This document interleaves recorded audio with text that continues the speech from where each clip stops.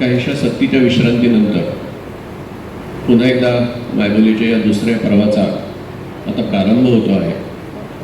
मायबोलीने सुद्धा पुनरागमनासाठी हा वैशाखाचा मुहूर्त गाठला आहे. कडुलिंबाच्या फुलोऱ्याचा उत्तेजक गंध संपूर्ण वातावरणामध्ये दाटला आहे.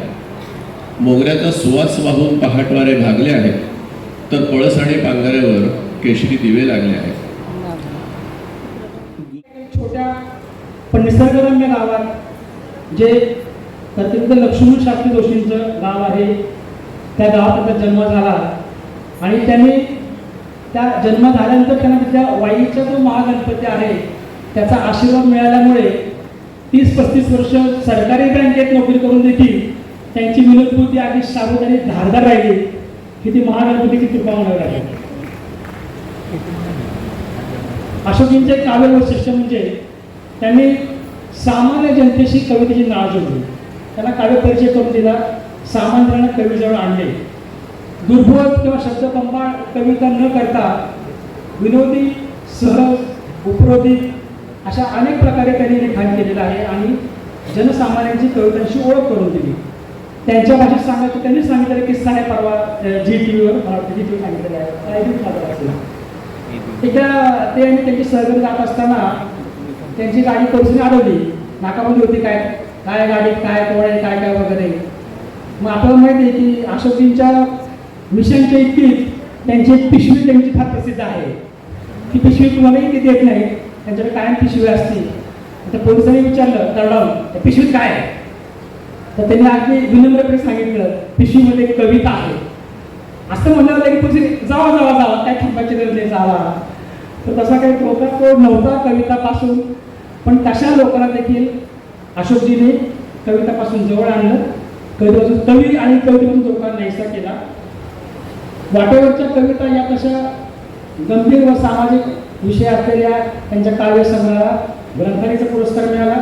त्याचबरोबर राज्य शासनाचा केशवसूत पुरस्कार, मानाचा कुसुमाग्रज पुरस्कार, विशाखा पुरस्कार, आचार्य पुरस्कार, जगद्गुरु तुकाराम, आद्यकवी मुकुंदराज व संत नामदेव पुरस्कार त्यांना मिळालेले आहेत. कवितांच्या काव्य जावे हास्यधारा या कार्यक्रमात ते सहभागी होते. मिश्किली कविता हा कार्यक्रम केवळ महाराष्ट्रात नव्हे तर देशभर व परदेशात देखील सादर केलेला आहे. विश्व मराठी साहित्य संमेलन सिंगापूरचे ते अध्यक्ष होते. 14व्या कोकण महान साहित्य परिषद दापोली व महाड येथे अध्यक्षपद त्यांनी भूषवलेले आहे. जी टॉपिकतर्फे पहिला स्टँडर्ड कॉमेडी पुरस्कार मिळालेला आहे. आपण कल्पना करू शकत नाही की त्यांची विनोदबुद्धी तीक्ष्ण आणि तीव्र आहे. त्यात त्यांचं पुण्यावर जास्त प्रेम आहे उपरोधिकपणामध्ये. तर कोरोनाच्या त्यांनी सांगितलं किस्सा आहे हा. कोरोनाच्या काळामध्ये प्रत्येक ठिकाणच्या स्थानिक प्रशासनाच्या अधिकाऱ्यांनी काही काही पत्रे काढले होते. कधी संदर्भहीन कधी संदर्भाचे काही असायचे. तर त्यांनी विनोदच सांगितलं की पुण्याच्या कविस्थानाने फतवा काढला की प्रेमीजन जरी एकमेकांना भेटलं एकमेकापासून लांब राहावे आणि चुंबन घेतले तरी चुंबन स्ट्रॉ मार्फत घ्यावे, डायरेक्ट घेऊ नये. इतकी त्यांची विनोदबुद्धी त्यावेळेस तीक्ष्ण होती. ही निरीक्षक विनोदबुद्धी बरोबरच आपलातून आहे. केवळ कविताच नव्हे तर तापूस पत्र हे त्यांच्या लोकशास्त्रामध्ये सदैव खूप गाजलं होतं. हा जबाबदारपणा त्यांच्या रक्तातच भिनलेला आहे. अशा या हरहुन्नरी ज्येष्ठ व श्रेष्ठ कवीचा परिचय करण्याचे भाग्य मला लाभले आहे. आपण सर्वांनीही त्यांच्या या मिश्किली कविता या काव्यवर्षावर भिजून चिंब होऊन तृप्त व्हायचे आहे. नमस्कार. आज मिश्किल आणि कविता त्यांचा कार्यक्रम या ठिकाणी सादर होत आहे. अशोकजी नारगावकर हे आपल्यासमोर हा कार्यक्रम सादर करणार आहेत आणि त्यांच्या कवितेचा आस्वाद आपल्या सर्वांना घ्यायचा आहे. तर त्यांनी या ठिकाणी आपल्या मायबोली मंडळाच्या विनंतीला मान देऊन या ठिकाणी कार्यक्रम सादर करण्याचं ठरवलं आहे. त्याबद्दल मी त्यांचे आभार मानतो. त्याचबरोबर national sugar and private limited Ranjani यांच्या वतीने सर्वांना सुमधुर असं चविष्ट व्हॅनिला लस्सी दिली, त्याबद्दल त्यांचाही मी आभार मानतो. बार्शी नगरपालिकेने यशवंतराव चव्हाण सभागृह आम्हाला उपलब्ध करून दिले, त्याबद्दल बार्शी नगरपालिकेचे मुख्य कार्यकारी अधिकारी श्री बाळासाहेब चव्हाण आणि कर्मचारी श्री बोकेफोडे, श्री कांबळे यांचे मनपूर्वक आभार मानतो. या कार्यक्रमात कविवर्य मुकुंदराज कुलकर्णी यांनी मायबोली या सांस्कृतिक मंडळावर लिहिलेली जी कविता आहे ती महेश पाटील आणि अबोली सुलागे आणि त्यांच्या साथीदारांनी या ठिकाणी उत्कृष्ट अशी गायलेली आहे. त्याबद्दल त्यांचाही मी आभार. या मायबोली सांस्कृतिक मंडळाचे सभासद होण्यासाठी आणि कार्यक्रम विशेष होण्यासाठी ज्या कार्यकारिणी मंडळातील सदस्यांनी अहोरात्र परिश्रम घेतले त्या सर्वांचे मी आभार मानतो. आपण सर्वजण मायबोली सांस्कृतिक मंडळावर विश्वास ठेवून सभासद झाला आणि या कार्यक्रमास उपस्थित झाला आणि प्रचंड अशा समुदायानं आपण या कार्यक्रमाला शोभा आली त्याबद्दल आपल्या सर्वांचे आभार मानतो आणि आभाराचा कार्यक्रम भूमीला वंदन करतो. कारण हे भारताच्या किंवा जागतिक इतिहासातलं आपली जे संबंध जी कथा वगैरे आपलं जे चालत आलेलं आहे हिंदू सगळ्या संस्कृतीतलं त्यातलं एक महत्त्वाचं असं हे स्थान आहे. तर ते स्थान अधिकाधिक असं सगळ्या जगभर प्रसिद्ध हो, जगातनं पर्यटक इथे येवोत अशी मी सदिच्छा व्यक्त करतो. कारण अनेकांना मी गाडीतनं देखील येताना मी बार्शीला चाललो आहे म्हणजे नेमकं कुठे चाललो आहे हे त्यांना प्रवासामध्ये त्यांना कळलं नाही. तर असं मी हे आज जे इथल्या मंदिरात तिथे जे काही फोटो बघितले वगैरे काढले ते सगळीकडे मी पाठवले आणि लोकांचा खूप प्रतिसाद मिळाला. तर याच्यावरची अधिकाधिक लेख मी आमच्या मुकुंदराजांना आणि बाकी सगळ्यांना विनंती करतो की दिवाळी अंकामध्ये इथले सगळं या क्षेत्राचं जे वर्णन आहे ते सगळं वर्णन विविध मासिकांमध्ये दिवाळी अंकांमध्ये असे माहितीपर लेख सगळ्यांनी घ्यावेत ज्यांना शक्य आहे त्यांनी आणि त्याचा सगळीकडे प्रसार व्हावा असं हे सुरुवातीचं प्रस्ताव आहे. मी अगदी सुरुवातीला या शहरात आलो तेव्हा ज्या माढेकरांकडे मी उतरलो होतो त्यांचा व्यापार उद्योग खूप मोठा वगैरे हे सगळं ठीक आहे. पण त्यांच्याकडे त्या जेवायला जेव्हा गेलो तेव्हा मळ्यातली भाजी आलेली होती आणि तसं हिरवगार भाजी संबंध ठेवलेली होती आणि ते ज्या विलक्षण अशा उल्हासित अशा आनंदाच्या नजरेनं त्या सगळ्या भाज्यांकडे बघत होते ना ती नजर माझ्या लक्षात आहे त्यांची मला सांगतो. तर त्या भाईंना मी मी त्यांना कृतज्ञतापूर्वक श्रद्धांजली अर्पण करतो. त्यांनी हा सांस्कृतिक असा वृक्ष इथे जोपासला आणि मधल्या काही अडचणींनंतर त्याचं पुन्हा एक तुम्ही पुनरुज्जीवन करता. इथलं पांगल्याचं किंवा दादरचं घर असं वातावरण आहे. तो पुन्हा एकदा सगळ्या बार्शीकरांना द्वादश क्षेत्र म्हणून त्याची ख्याती आहे सगळीकडे तर त्या क्षेत्राला मी एक वंदन करतो. आपणही सगळी पुण्यवान मंडळी आहात. आपल्याला अभिमान वाटावा असं हे भूमी आहे. तर असावी आणि माझी ओळख खरं तर इथे छान करून दिली त्याबद्दल त्यांचेही मी आभार मानतो. नाहीतर मध्ये माझी सगळी ओळख करून दिली. औरंगाबादचा कार्यक्रम होता आणि नंतर सांगितलं अशोक नागावकरांची विशेष ओळख म्हणजे ते ऑक्टोबर SSC फर्स्ट अटेम्प्टमध्ये पास झाले.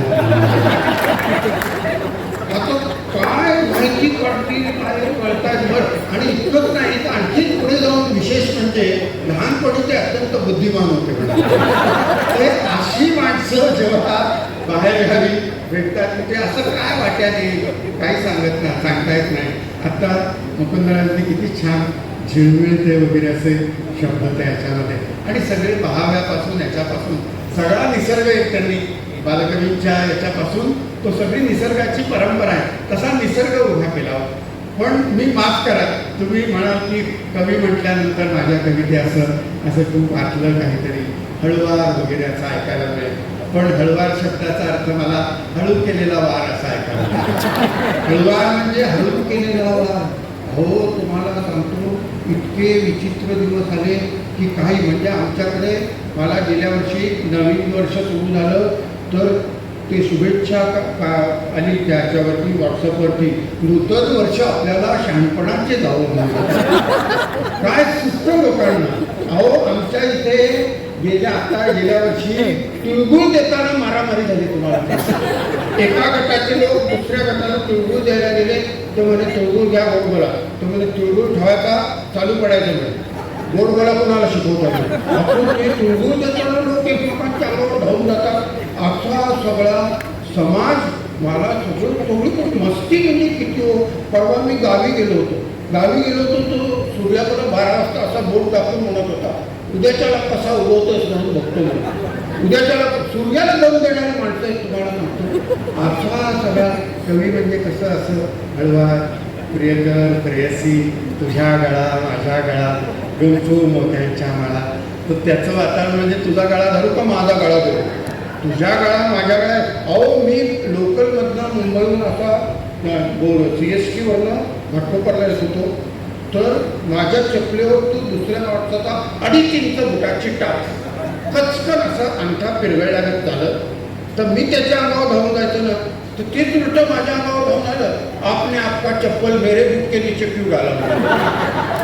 असं नाकांच्या घरची उलटी खूप म्हणतात ना, तसं सगळं आहे. अशा सगळ्या वातावरणात राहणारा मी माणूस आहे. कविता म्हणजे सजल प्रेयसी चांदणं वगैरे. तर अहो आमच्या कवितेत प्रेयसी कुठली, बोबलायला बायको येणं कठीण तुम्हाला सांगतो. प्रेयसी खरंच सांगतो, कवी म्हणजे इतके नाजूक असतात की ते चांदण्यात टोपी घालून बसतात. काही कवी चंद्रकिरणांचा ताप सहन होत नाही, इतके नाजूक कवी असतात आमचे. आमचा एक कविता इतका नाजूक की ते सकाळी आपण ब्रेकफास्टला टोस्ट मिक्सरमध्ये त्या टोस्टरमध्ये टोस्ट घालतो ना आपण 2 टोस्ट, आणि ते 1-1.5 मिनिटाने असे कडककन असे वर येतात. तर ते टोस्ट बाहेर काढल्यानंतर त्या टोस्टचा भाग जिथं काळा झालेला असेल ना, तर तो कवी तिथं ते बर्नॉल लावायचा तुम्हाला. त्याला ते जळलेला टोस्ट सहन त्याचं हृदय इतकं नाजूक कवी असतात. मला कधीही कोजागिरीच्या संमेलनाला कधी बोलवत नाही, आणि बोलवलं तर कडेला बसवतात. ते गेल्या वर्षी ठाण्याला संमेलन होतं कोजागिरीचं, आणि मध्यंतरामध्ये दूध आलं. आता अजून तरी कोजागिरीला दूधच येतं म्हणजे पुढे काय सांगतात. तर दूध आलं तर मी दूध पिता म्हटलं काय चांदणं पडलंय. चांदणं पडलं तर ते सेक्रेटरी आले आणि बॅटरी ऑन केली, म्हणजे कुठं पडलंय. तर असे सगळे अनुभव माझ्या वाट्याला येतात. चंद्र वगैरे चांदणं जाऊ द्या, पण मी सूर्याला एकदा विचारलं, म्हटलं कसं काय चाललंय. तर म्हणाला दिवस ढकलतोय. सूर्यासारखा सूर्य दिवस ढकलतोय म्हणायची पाळी आहे. खरं तुम्हाला सांगतो, पण सूर्याकडून मी एक गोष्ट शिकलो, अंधार पडायच्या आत घरी परत जायचं. अवघड आहे. तुम्ही टाळ्या वाजवताय पण अवघड आहे ते. अंधार बघा महिलांना कदाचित कळणार नाही, त्यांचा विषय अज्ञान असतात सांगतो. तर ते अहो तुम्हाला सांगतो, आमच्या इथं 21 डिसेंबरला 20 लोकांची पार्टी गेल्या वर्षी, 20 लोकांची पार्टी. तर त्याच्यासाठी 40 स्वयंसेवक नेमावे लागले. एक इकडलं धरायला, एक इकडलं धरायला. तर ते धरायला जाणारे पडले हो. मला धरायला जाणारे लोक पडतात, आणि जसजसं उत्तर रात्र होत जाते तसतसा संकुचित भाव निघून जातो. हे विश्वाची माझी गरज. मोगलाला आपण कुठं राहतो तेच लक्षात राहतो. पहाटे 2:45ला आमच्या इथं तो टॅक्सीतनं माणूस उतरला आलेल्या अवस्थेत. तो त्या टॅक्सीवाल्यालाच विचारतो, हमारा सोसायटी आया क्या म्हणून. असा सगळा हा भाग आहे, आणि अशा अनुभवातनं जाणारा असा मी तुम्हाला सांगतो माणूस आहे. म्हणजे आता तुमच्या इथे कसं हिरवगार सगळं वगैरे, मुंबईला असं काहीच नाही. आम्हाला पिकनिकला तिकडं केळवा माहीम त्या वेस्टर्न रेल्वेच्या त्या बीचकडे जावं लागतं, आणि तिथं गेलं की ते सगळं असं चमचमत्या तांदळ असं वेळूच्या बनाचं वगैरे, किंवा सगळं असं छान लाटा येतात. तुमचं नारळी पोफळीच्या बागा आणि लाटा ह्याच्यातनं तुमच्या सगळं पाणी वाहत आहे मस्तपैकी, पिकं वगैरे हिरवंगार सगळं तुम्हाला सांगतो. आणि ते मी दिवसभर तिथे अनुभवलं तुम्हाला सांगतो. विरार लोकलनं गेलो होतो, संध्याकाळी चेंबूरला परत आलो, ताप भरल्यासारखं झालं. ताप भरल्यासारखं डॉक्टरांकडे गेलो.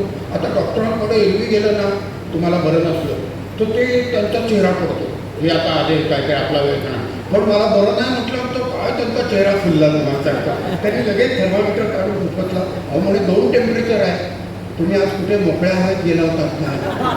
तर म्हटलं हो म्हणून. तो म्हणजे तिथं काय काय बघितलं म्हणजे सगळं हिरवंगार असं छान दांडातनं पाणी वाहत होतं. तुम्हाला हिरवळीचीच ॲलर्जी आहे, जात जाऊ नका. म्हटलं जाणार नाही, पण काहीतरी औषध तर द्या. औषध वगैरे काही नाही म्हणे, तुम्ही एक 5-6 दिवस गटाराच्या कडेनं चालत राहा, म्हणजे तुमचं सगळं नॉर्मल आहे. म्हटलं डॉक्टर तुम्ही असं काय सांगताय, तुम्ही काय डॉक्टर आहात का? नाही. मग म्हणे त्याच्यावर औषध काय नाही म्हणे. मग तुम्ही चौकामध्ये ते ट्रक टेम्पो वगैरे उभे असतात ना, रिक्षा वगैरे, त्याच्या पाईपच्या मागच्या बाजूला उभे राहा आणि तो जो धूर आहे तो एक 5-6 दिवस आत घ्या, बाहेर सोडा, म्हणजे सगळं लंग्स फंक्शनिंग नॉर्मलला येतं. मला काय म्हणायचं आहे, मला कळतंय सगळीकडं. भाषेचा विकासा असा अलीकडे असा ऐकायला मिळतं की आमच्या कुलाबा भागामध्ये आमच्या मित्राला मुलगा झाला, तर आम्ही सगळे भेटायला वगैरे गेलो. असं 2-3 दिवस झाले असते, तर तो त्या मुलाला असं पांढऱ्या मस्त फडक्यामध्ये असं हे गुंडाळून छानपैकी असा खेळवत होतं. आणि तो खेळवत होता तर म्हणतो आलेले कटावतील झाला, ट्रॅफिक जाम होता का वगैरे, असं त्या लहान मुलाला तो खेळवत होता. तुम्हाला म्हणजे महिला देखील मुलांना भरवताना अगदी असं की तुला लार्ज भरू का स्मॉल भरू असं विचारतात. असा सगळा त्याचा अर्थ सगळ्यांना कळेल अशातला भाग नाही. हे असं सगळं आहे तुम्हाला सांगतो. म्हणजे आम्ही एकदा कार्यक्रमात एका मुलीला विचारलं, म्हटलं काय गं एकत्र कुटुंब पद्धती म्हणजे काय, तर ती उठून उभी राहिली आणि म्हणाली आई आणि बाबा एकत्र राहतात, त्याला एकत्र कुटुंब पद्धती म्हणतात. मुलांनाच आश्चर्य वाटतं आपले आई बाबा कसे काय एवढे वर्ष एकत्र राहिले. तेव्हा कमळाचं तळं घेऊन यायचं. काय वातावरण होतं तुम्हाला सांगतो. कमळाचं तळं घेऊन यायचा. खचं अगदी खरं वाटत राहायचं. खचं अगदी खरं वाटत राहायचं. थुई थुई नाचत यायचा मोरासारखा. थुई थुई नाचत यायचा मोरासारखा. आणि पला परत ये म्हणत पारंबीवर झुलत राहावंसं वाटायचं. आणि पसरून जायचा दव पसरून जायचा. दव पहाटेवर गची तर गंमतच वाटायची. आणि फल असायचा फावला वेळ. लवकर ये म्हणायचा. वेलीच्या वेलांटीतून लवकर ये म्हणायचा.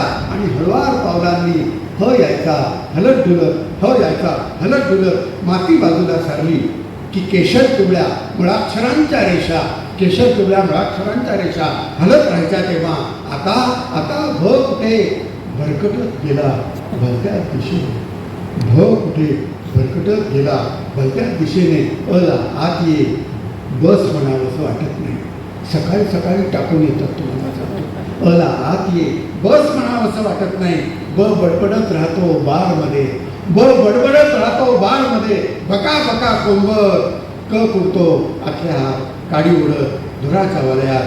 खचं खरं खोटं देवाला ठाऊक खरकट. थरथरतो थडग्यातल्या थडग्यात. पळाला पार सीमेवरून पासपोर्ट घेऊन. फला फरफटत नेलं फटके दिले. गची गचांडी धरली. मला पडला मार. नुसताच हळहळला. धने तर धसकाच घेतला म्हणे. उचला आता उशीर होईल. उद्याच्याला उठायचंय म्हणाला ऊ. आणि उचला आता उशीर होईल. उद्याच्याला उठायचंय म्हणाला ऊ. आणि सारी मुळाक्षरे बाराखडी फोडत बसली.